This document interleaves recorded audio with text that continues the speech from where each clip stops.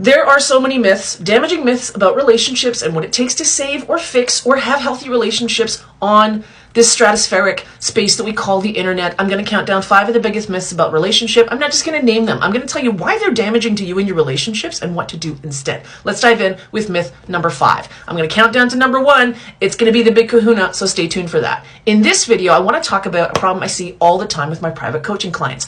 A couple comes to me, they sit down and they say to me, Erin, we have a communication problem. We're fighting all the time. I say, okay, tell me a little bit more.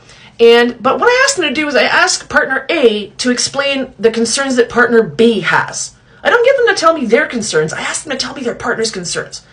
About 80 to 85% of the time, partner A can tell me with reasonable accuracy what partner B's concerns are, and vice versa. Now, in this definition of communication, information is being transmitted and received more or less accurately. So this couple is communicating, and they're communicating to some extent effectively. Do they have a communication problem? Well, I tell them, nope, information is being transmitted and received. You do not have a communication problem.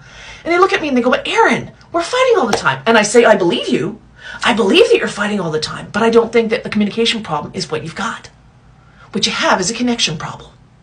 One of the biggest myths about relationship, I would say, floating around on the internet, on TikTok, on Instagram, wherever, is this idea that if you're having a lot of conflict, or if something's not working, or one of you is unhappy, it's because there's not effective communication happening.